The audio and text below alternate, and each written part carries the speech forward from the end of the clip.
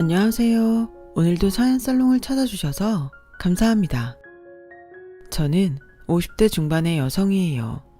10년 전에 재혼을 해서 올해 기념일에 남편과 함께 짧은 여행을 다녀왔어요. 아들, 딸이 돈을 모아서 저희한테 선물도 했고요. 아들은 제가 낳지 않았지만 저를 친엄마처럼 따라줘서 정말 고맙게 생각해요. 이런 좋은 날들을 맞이하기까지 저는 첫 번째 결혼을 실패했죠. 저는 아버지가 트럭 운전을 하시고 엄마가 식당 주방에서 일을 하는 가난한 집에서 자랐어요.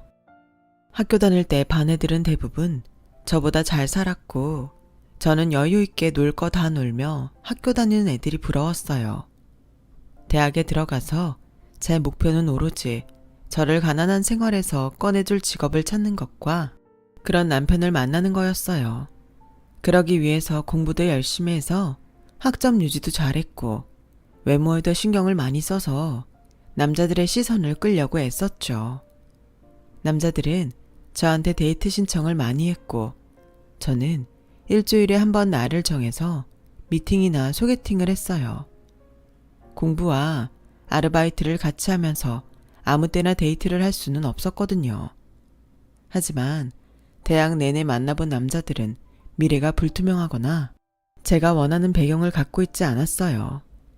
4학년이 된 저는 일단 좋은 회사에 취직을 해야겠다고 마음먹었어요.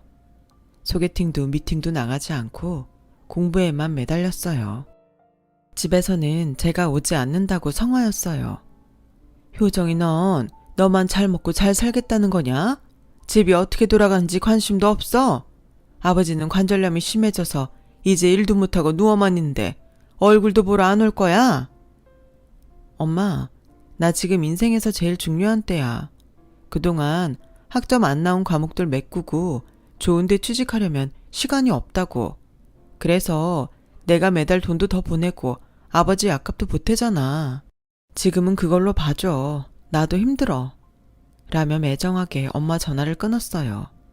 엄마의 마음을 모르는 건 아니었지만 저는 제 삶을 개척해야 했으니까요. 다른 애들처럼 집안의 도움을 받을 수 없으니 모든 걸 제가 혼자 해야 하는 게 힘들고 때로는 서러웠기 때문에 사실 엄마가 그렇게 말할 때는 조금 원망하는 마음이 들기도 했어요. 하지만 엄마도 사정이 있고 해주고 싶어도 도와줄 수 없으니 힘드실 것 같았어요. 저는 집에 투정 부리지 않기로 했고 될 수 있는 대로 엄마 마음 상하지 않게 조심하면서 취업 준비를 했어요. 다행히 학점이 기대보다 낮은 건 몇 과목밖에 없었고 웬만한 학점은 3학년 말까지 거의 따놓아서 입사시험 공부와 면접 준비할 시간은 충분했어요. 저는 제 능력으로 가능한 회사에는 전부 이력서를 넣었고 대부분 면접까지 갔어요. 최종적으로 2군데 대기업에 합격했고 그 중에 복지가 더 좋고 제가 일하는데 힘들지 않을 것 같은 회사에 가기로 했어요. 하지만 회사를 합격하자마자 그동안 병상에 누워 고생하던 아버지가 세상을 떠나셨고 저는 그 기쁨을 누려보지도 못하고 회사에 출근하기 전까지 고향집에 있어야 했어요. 네 아버지는 이런 좋은 날 오는 거 보지도 못하고 뭘 그렇게 서둘러 갔는지 모르겠다. 라며 엄마는 연신 눈물을 흘리셨어요. 저도 온갖 고생 다 하시고 병만 잔뜩 얻어서 힘든 말년을 보낸 아버지가 너무 불쌍해서 눈물이 나더군요. 그러면서 한편으로는 나는 절대 이렇게 살다가 가면 안 되겠다고 더욱 굳게 다짐하는 계기가 되기도 했어요. 아버지 물건을 정리하면서 엄마에게 서울에 가서 살면 어떻겠냐고 물어봤어요. 나 아직 내 힘으로 일해서 먹고 살 수 있어. 서울에 가면 그 낯선 곳에서 내가 뭘 하겠니? 엄마는 배우지도 못해서 거기 가면 사람들한테 무시나 받을 거야. 난 괜찮으니까 너 회사 잘 다닐 생각만 해. 엄마가 돼서 뒷받침도 제대로 못 해주고 입사 선물도 못 사줘서 정말 미안하다. 나한테 엄마 젊을 때 아빠한테 받은 반지 줬잖아. 그게 입사 선물이지. 그리고 그런 게 뭐가 중요해. 난 괜찮아. 엄마 어디 아프거나 무슨 일 생기면 바로 나한테 연락해야 돼. 그렇게 저는 다시 서울로 올라왔고 본격적인 사회생활을 시작했어요. 처음에는 상사한테 혼나면서 일을 배우느라 애를 먹었죠. 3개월 정도 지나고 나니 그제야 조금씩 모든 것에 익숙해지더라고요. 그때부터 다시 친구들을 통해 남자들을 소개받아서 만났어요. 저는 빨리 안정적인 기반을 마련하고 싶었어요. 일도 잘하고 좋은 사람을 만나서 얼른 자리 잡겠다는 목표를 세웠고요. 하지만 좀처럼 마음에 드는 남자를 만나지 못하고 시간이 흘렀어요. 그러다가 외국계 대기업에 다니는 친구가 결혼을 한다고 해서 결혼식에 갔다가 친구 동료인 남자를 만났어요. 제가 생각했던 조건과 직업을 가진 사람이었는데 저한테 나중에 다시 만나자며 전화번호를 주더군요. 처음 단둘이 만나서 점심을 먹고 영화를 본 후에 그 사람은 우리 회사랑 이효정 씨 회사가 걸어서 15분 거리인 거 알아요? 평일에도 시간을 잘 맞추면 자주 볼 수 있을 것 같아요. 저는 대학 때 몇 번 여자친구를 사귀었지만 회사에 들어와서는 너무 바빠서 그런지 사귀지 못했어요. 근데 이제는 저도 연애다운 연애를 했으면 좋겠네요. 그 상대가 효정 씨면 좋겠고요. 저는 조금 생각해 보겠다고 한 후 집에 와서 그 사람에게 만나보자고 전화를 했어요. 처음부터 사귀고 싶다는 마음은 있었지만 바로 그 자리에서 좋다고 하면 너무 쉽게 보일 것 같았거든요. 남자는 만날수록 제 마음에 들었어요. 좋은 집안에서 자랐고 공부도 잘했고 인맥도 좋았어요. 학교를 좋은 데 나와서 그런지 친구들 직업도 다 빵빵했죠. 저는 그 남자와 결혼할 수 있기를 바랐지만 생각했던 것보다 남자의 조건이 더 좋았기 때문에 겁이 났어요. 그런 집안이 저 같은 사람을 받아주기는 어렵다는 걸 아니까요. 그래서 남자에게 선뜻 결혼하자는 말을 못하고 있었는데 먼저 저에게 말을 꺼내더라고요. 솔직히 얘기하면 우리 부모님이 효정 씨를 마음에 들어 할지는 잘 모르겠어요. 그래도 내가 결혼하겠다고 하면 그걸 반대하실 분들은 아니에요. 나랑 결혼합시다. 내가 편하게 살게 해줄게요. 그 마지막 말에 저는 알겠다고 했어요. 제가 사귀면서 한 번도 그러고 싶다고 말한 적도 없는데 먼저 편하게 살게 해주겠다고 해서 감동받았거든요. 엄마는 제가 결혼하는 건 찬성이지만 집안 차이가 너무 난다고 편하지 않다고 하셨어요. 잘 살고 똑똑한 사람들이 자식한테 꿈도 더 클 텐데 우리 같은 집 며느리 맞는 게 좋겠니? 난 솔직히 걱정이다. 나도 그런 생각 안 해본 건 아니야. 근데 그 사람이 나 편하게 살게 해주겠대. 난 그거면 됐어. 요즘은 시부모님들이 전처럼 간섭 많이 안 한다잖아. 나랑 그 사람하고 잘 살면 다 괜찮을 거야. 그렇게 말은 했지만 속으로는 많이 긴장했어요. 남자 집에 인사하러 갔을 때 저를 보는 표정이 너무 싸늘했거든요. 두 분 다 입 밖으로 나쁜 말을 하지는 않으셨지만 저를 마음에 들어하지 않는다는 건 충분히 알 수 있었어요. 하지만 그때의 저는 그런 거는 눈 감고 모른 척 하고 싶었어요. 실제로도 그랬고요. 저는 누구보다 빨리 안정적인 삶을 꾸려서 다시는 고생하는 생활로 돌아가고 싶지 않았어요. 그래서 시댁에서 전부 저를 싫어한다는 건 모른 척하고 결혼을 했죠. 처음 1년 정도는 정말 좋았어요. 저는 집이 있고 남편도 있고 좋은 직장도 있는 행복한 사람이었어요.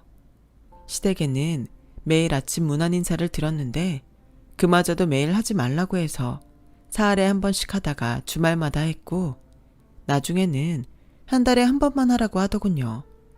저는 이게 다 시댁이 교양이 있어서 번거로운 일을 안 만드는 거라고 생각했어요. 하지만 그건 저의 착각에 불과했어요.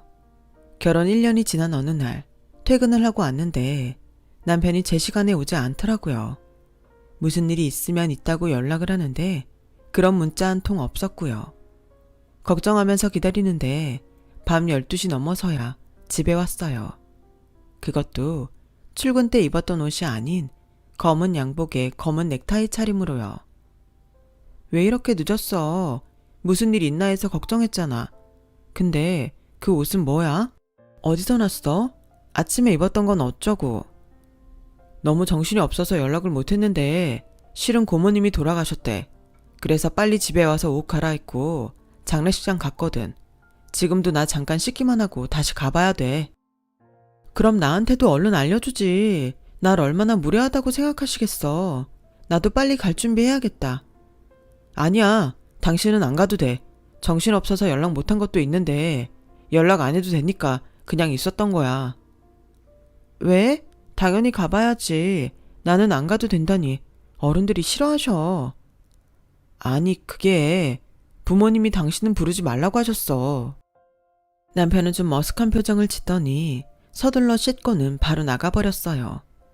저는 너무 당황스러워서 어떻게 해야 좋을지 몰랐어요. 그래도 제가 결혼하고 처음 있는 상인데 가야 할 것 같았죠. 서둘러 준비를 하고 시댁에 전화해서 도우미 아줌마한테 장례식장을 물어봤어요. 땡땡 대학병원 장례식장인데 내가 가르쳐줬다고 하지 마요. 나 그럼 여기서 쫓겨나요. 내가 세댁 불쌍해서 말 안 하려고 했는데 그동안 경조사 꽤 있었어요. 정호는 세댁한테도 알리겠다고 했지만 집안 어른들이 아주 반대가 난리도 아니었어. 둘이서만 잘 살겠다고 한 거 지키라고요. 다른 일엔 절대 못 끼어든다고 했어요. 그 말을 듣고 저는 온몸에서 힘이 쭉 빠져나가는 것 같았어요. 시댁 도우미 아줌마도 알고 있던 일을 저만 몰랐던 거죠. 저는 결혼하고도 1년 넘게 시댁이 인정을 받지 못하고 있던 거였어요. 남편은 그걸 혼자 끌어안고 끙끙대고 있었던 거고요. 그런 남편한테 화도 낼 수 없었고 오히려 좀 미안한 생각까지 들었어요. 저는 그래도 혹시나 해서 결국 장례식장에 갔어요. 입구에서 들어갈 용기가 나지 않아서 한참을 망설이고 있는데 남편 삼촌이 담배를 피러 밖으로 나오시더라고요. 제가 꾸벅 인사를 했더니 한참 만에 저를 알아보고는 바로 담배를 버리고 도로 들어가 버렸어요. 그러더니 시어머니랑 남편이 와서 저를 붙잡고 장례식장 뒤쪽으로 갔어요. 내가 오지 말라고 했잖아. 왜 말을 못 알아들어? 그래도 당신 고모가 돌아가신 건데 오는 게 도리 같아서. 라고 했더니 시어머니가 우리 정호 고모지. 너랑은 아무 상관없다. 내가 이 결혼 말리지 못해서 단단히 말해둔 게 있었는데 아무래도 정호가 너한테 말을 안 한 것 같구나. 넌 절대 우리 집 일에 낄 수 없어. 우린 너 인정 못해.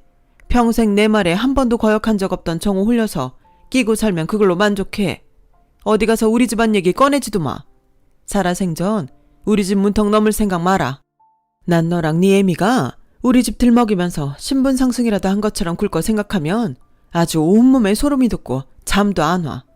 내가 평생 지은 죄 너 같은 며느리 본 걸로 값을 치른다고 생각하고 있다. 그리고 우리 정호 돈 한 푼도 친정했을 생각하지 마라. 정호 돈 쓰는 거 우리가 다 들여다보고 있어. 명심해. 저야말로 그 말에 등골이 오싹했어요. 1년간 저희 집 생활비며 돈 쓴 걸 모두 알고 있었다는 뜻이었으니까요. 장례식이 끝나고 남편에게 어떻게 그런 걸 말 안 할 수 있냐고 따졌어요. 당신 기분 나쁠 게 뻔한데 그런 얘기를 어떻게 해? 나는 나름 당신 생각한다고 말 안 한 거야.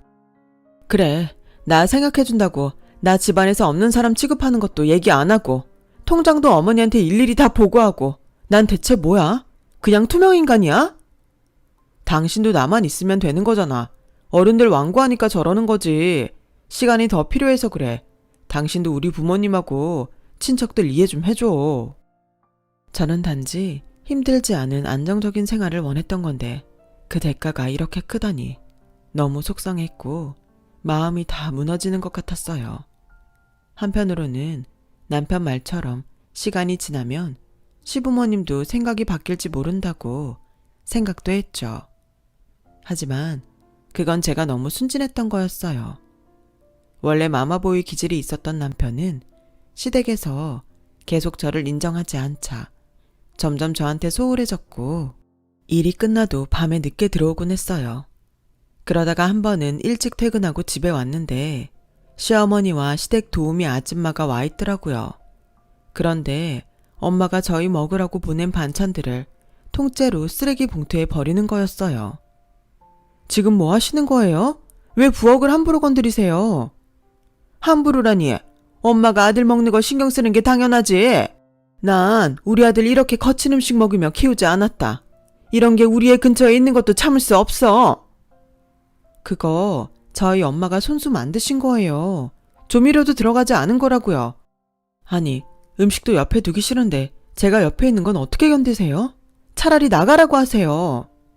네가 나가고 싶으면 나가라. 네가 진짜 우리 정호를 생각한다면 너 때문에 부모 친척하고 갈등 겪는 거 없게 해야 될 거 아니니. 너만 없어져 주면 모두가 편하잖아. 너만 없으면 된다고. 안 그래도 하루하루 지쳐가고 있었는데 더는 그런 소리를 견딜 수 없었어요. 그제야 저는 안정적인 생활에 가장 중요한 건 마음이 편한 거라는 걸 깨달았어요. 저는 밤 11시까지 남편을 기다리다가 짐을 싸들고 나오면서 이혼하자는 메모를 남겼어요. 그리고 다음날 오후에 남편은 그러자고 간단한 문자를 보냈어요. 간절히 원했던 결혼이었고 그토록 지키려고 애썼는데 문자 한마디로 끝나버리다니 너무 허탈했어요. 그리고 저는 협의 이혼 후에야 아이를 가졌다는 걸 알게 됐어요. 남편에게는 알리고 싶지 않았어요. 저는 엄마가 있는 고향에 내려가 딸을 낳고 몸조리까지 했어요. 아이를 보고 있으니 이 조그마한 것이 뭐라고 전에 없던 힘이 솟더군요. 남편에게 실망하고 시댁의 폭력적인 언행에 지쳐서 한 달 동안 탈진한 상태였는데 아이는 저에게 다시 살림을 주었어요. 저는 서울에 있는 여러 회사에 경력사원으로 이력서를 냈어요. 제가 이력서를 낸 회사 중에 회사 다닐 때 거래처 이사님이 세운 회사가 있었고 저를 좋게 봤던 이사님은 바로 저를 부르셨어요. 저는 처음부터 다시 시작하는 마음으로 이사님 회사를 다녔어요. 이제는 엄마도 서울에 올라와 계셨기 때문에 아이를 맡기고 일에 많은 시간을 투자할 수 있었죠. 저는 대표님과 함께 여러 나라를 다니면서 갖가지 제품들을 수입했어요. 그 중에서도 제가 수입하자고 제안했던 건강식품들과 화장품이 강남에서 아주 좋은 반응을 얻었고 저는 이 기세를 몰아서 아예 우리가 자체적으로 팔 수 있게 쇼핑몰을 열자고 했어요. 이 부장 생각이 그렇다면 한번 해봐요. 잘만 되면 우리가 힘들게 판로를 뚫지 않아도 되니까 멀리 보면 훨씬 이득이지. 쇼핑몰 사업은 무역업과는 또 다른 일이었기 때문에 회사의 자회사 형태로 해야 했어요. 이 부장이 전적으로 맡아서 해봐요. 지금까지 해온 거 보면 부유층 여성 구매력을 제일 잘 파악하고 트렌드도 잘 아니까 적합하다고 생각하는데. 대표님, 그래도 어떻게 제가 다른 분들 제치고 중요한 일을 맡아서 하겠어요. 정 그러시면 대표는 다른 분이 하시고 저는 밑에서 하면 좋겠습니다. 회사 처음 시작인데 인맥도 있고 사교성 좋은 분이 하면 잘하실 것 같아요. 사교성은 이 부장도 좋은데 정 그렇다면 생각해보죠. 그렇게 쇼핑몰 대표는 전무님이 맡기로 하셨고 저는 부대표로 실무를 담당하게 됐어요. 인터넷 쇼핑몰은 들어와서 디자인을 보는 순간 구매가 결정된다고 생각해서 바로 물건을 장바구니에 넣을 수 있게 단순하고 세련되게 만들었어요. 회원가입 절차도 너무 어렵지 않게 했고요. 그건 바로 소비자들한테 통했고 한국에 소개된 적 없는 건강식품을 포털 배너에 띄우면서 저희 쇼핑몰은 그야말로 대박이 터졌어요. 하루에 10,000명이 회원 가입을 하는 날도 있었거든요. 저는 해외에서 살다가 들어온 사람들이 제일 사고 싶어 하는 걸 조사해서 생활용품까지 들어왔고 그걸로 더 입소문이 퍼지게 됐어요. 한국에서 사기 힘들어서 외국에 나갔다가 오는 사람들에게 부탁하던 걸 바로 구입할 수 있었으니까요. 그러다가 사람들이 바로 해외 쇼핑몰에서 주문을 하기 원하는 걸 알게 됐고 쇼핑몰에 직구도 할 수 있도록 해놨어요. 대표님은 제 발빠른 대처로 세상 돌아가는 흐름을 놓치지 않았다며 좋아하셨죠. 그렇게 일에만 몰두해서 산 게 15년이었고 전무님이 은퇴하신 후 제가 쇼핑몰 대표가 되었어요. 그 사이 딸은 무사히 잘 커서 중학생이 됐고 외할머니를 무척이나 좋아했어요. 어릴 때부터 저보다 엄마하고 있는 시간이 더 많았으니 자연스러운 거였죠. 그러다가 저는 뒤늦게 다시 결혼하고 싶은 사람이 생겼어요. 바로 지금 제 남편인데 당시에는 정말 고민이 많았어요. 안 그래도 딸이 저보다 엄마를 더 따르는데 재혼한다고 싫어하고 저랑 더 사이가 나빠지는 건 아닐까 걱정이 됐거든요. 네가 진짜 혜선이를 몰라서 그런 소리 하는 거야. 네 딸 속도 깊고 어른스러워. 일단 얘기해봐. 암만 그래도 중학생이야. 지금까지 일만 한다고 자기 챙기지도 않더니 이제 좀 여유 생기니까 재혼한다고 하면 밉지 않겠어? 네 딸 안 그래. 걱정 말고 얘기해. 라며 엄마는 저를 계속 밀었고 결국 저는 잔뜩 긴장해서 딸이 좋아하는 피자와 치킨을 시켜주고 조심스럽게 얘기를 꺼냈어요. 그럼 나 이제 아빠 생기는 거야? 완전 좋은데? 아빠는 엄마보다 좀 덜 바쁜가? 그럼 나도 다른 애들처럼 아빠랑 쇼핑 가면 좋겠다. 혜선아, 너 괜찮아? 엄마가 그동안 너 잘 돌보지도 못하고 일만 했잖아. 네 옆에 있어주는 게 더 좋잖아. 근데 엄마가 결혼하면 아빠랑 둘이 내 옆에 있는 거잖아. 그리고 엄마 바빠도 나갈 때 들어올 때 항상 나한테 뽀뽀했잖아. 다 알아. 학교 행사에도 참가하려고 노력 많이 했고 엄마 혼자 고생한 거 아는데 내가 왜 엄마 결혼을 반대해? 이제 엄마 좀 편하게 살면 좋겠어. 정말 제가 제 딸을 잘 모르고 있었더라고요. 남편 아들도 저희를 잘 이해해줘서 그해 가을에 조촐하게 가족 식사로 결혼식을 대신하기로 했어요. 당시 저희 쇼핑몰은 기업에서 인수하겠다는 접촉이 있었어요.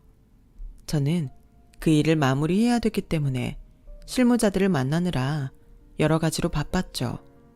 그래서 본사 신입과 경력사원 채용하는 데에 신경을 못 쓰고 있었어요. 대표님은 마지막 미팅 자료를 저와 검토한 후에 어떻게 할지 정하겠다고 하셨어요. 그래서 자료들을 정리해서 본사에 갔는데 그때 본사 경력 직원 면접이 진행되고 있었어요. 제가 막 엘리베이터에 올라타려는데 뒤에서 혹시 이효정 씨 아니세요? 하는 남자 목소리에 놀라서 뒤로 돌아봤어요. 그랬더니 전 남편이 서 있는데 가슴에 면접표를 달고 있더라고요. 맞구나. 오랜만이네. 혹시 여기 회사 다니는 거야? 라며 우물쭈물 저한테 말을 거는데 저는 아무 말 없이 엘리베이터 닫힌 버튼을 누르고 올라가 버렸어요. 갑자기 전 남편이 시어머니를 못 이기고 저를 소홀히 했던 것과 그 집에서 저와 엄마를 모욕했던 걸 생각하니 화가 치밀었거든요. 대표님과 인수에 대해 상의하는 동안에도 시댁에서 했던 행동들이 머릿속을 어지럽혔죠. 겨우 얘기를 마치고 나왔는데 남편은 회사 밖에서 저를 기다리고 있더군요. 직원한테 물어보니까 당신이 여기 자회사 대표더라? 내가 정말 염치 없는 거 아는데 오늘 면접 담당관들한테 우리 얘기 안 하면 안 될까? 우리가 헤어진 건 이미 다 지난 일이고 지금은 각자 잘 살면 되는데 사적인 감정으로 일 처리하지 말았으면 해. 그쪽 말대로 이미 지난 일인데 제가 왜 댁 인생에 끼어들어요? 그리고 저희 회사 면접 담당들한테 이런저런 얘기 안 해요. 라고 차갑게 끊어냈고 저는 계속 회사 일과 재혼 준비로 바쁘게 지냈어요. 그런데 며칠 후 회사에 출근을 했더니 웬 할머니가 제 사무실에서 소리를 지르며 바닥에 앉아있더군요. 직원들이 경비를 불러 끌어내려고 하고 있는데 할머니는 꼼짝도 안 했어요. 들어가서 보니 제 방은 아수라장이 돼 있었어요. 야, 니깐년이 뭔데 내 아들을 떨어뜨려? 라길래 봤더니 전 남편 어머니더라고요. 우리 회사 경비가 한 명이에요? 사람 없으면 경찰이라도 부르세요.